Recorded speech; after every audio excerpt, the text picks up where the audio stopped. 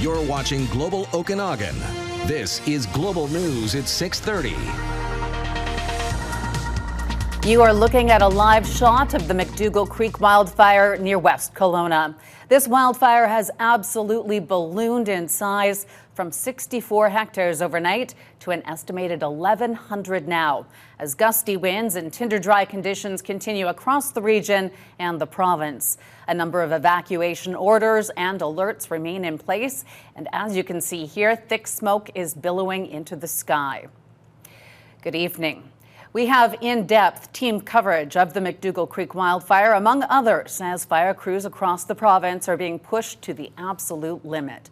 The BC Wildfire Service says the next 24 to 48 hours will be the most challenging of the entire summer.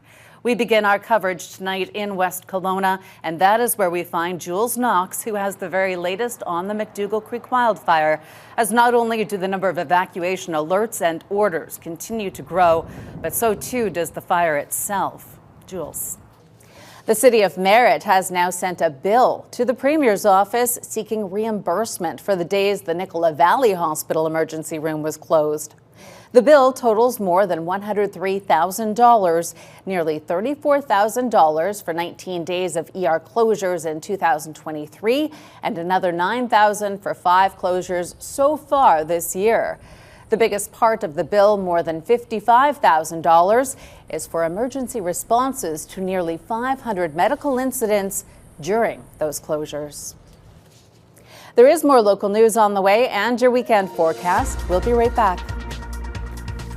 A Kelowna woman whose son died in the crane incident in the city's downtown core has organized a benefit concert with all of the proceeds going towards a memorial that will honor all 5 of the victims.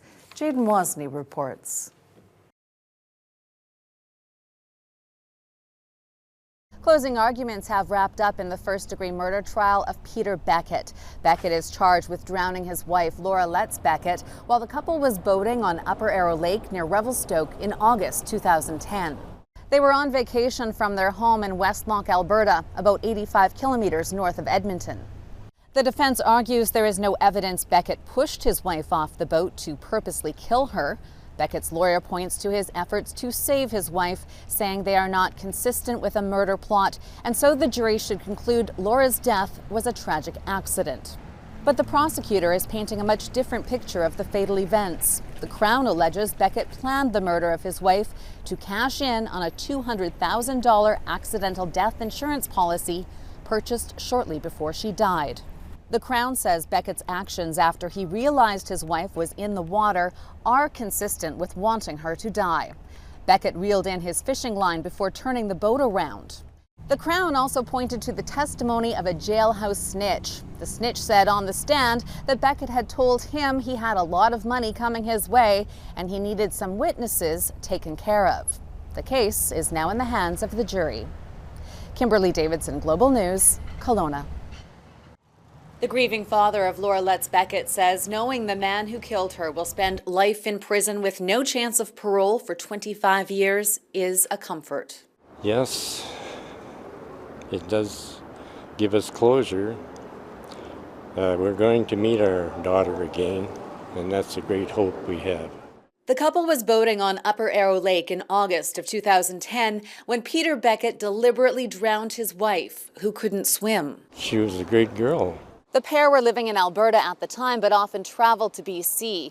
The court heard that Beckett had taken out a $200,000 accidental death insurance policy on his wife about 2 months before the murder.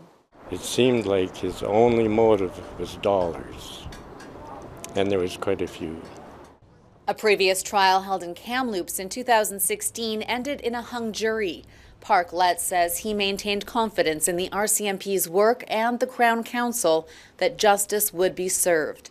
Now he says his family has to move on by forgiving the man who killed his daughter. If we can't forgive, we live in misery the rest of our life. It's not easy, but we do have to do it. Kimberly Davidson, Global News, Kelowna.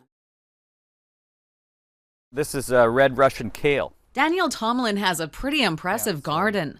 He claims his gardening techniques sometimes produce little miracles. You can get some amazing things growing in it, like, for example, the world's largest cucumber. It's not officially the world's largest cucumber yet, but it is a contender for sure. And it's still on the vine, so it might even grow a little more. Why does it excite you to have such a big vegetable? Besides my girlfriend's bragging. For people who want to make pickles, don't cut your tomatoes off. I appreciate it. They make a nice relish, too. Yeah. Okanagan gardening expert Don Burnett hosts a local radio show. He was asked to independently confirm the legitimacy of Tomlin's cucumber claim for the Guinness Book of World Records. He measured it at 44 inches. That's over 3.5 feet long. It is unusual. I mean, that's a pretty darn big cucumber. But the Guinness process takes a while, up to 12 weeks. And this giant cuke isn't going to last that long. Tomlin couldn't stand the idea of his giant cucumber simply rotting in the garden. That's where this comes in. This is a pickle jar, yeah. This thing is going to be getting filled up with water and salt, and I'll have some grape leaves and some garlic and some dill. It's a plan that gives Tomlin the chance to crack yet another world record with the very same cucumber, that of the world's largest pickle. Kimberly Davidson, Global News, Kelowna.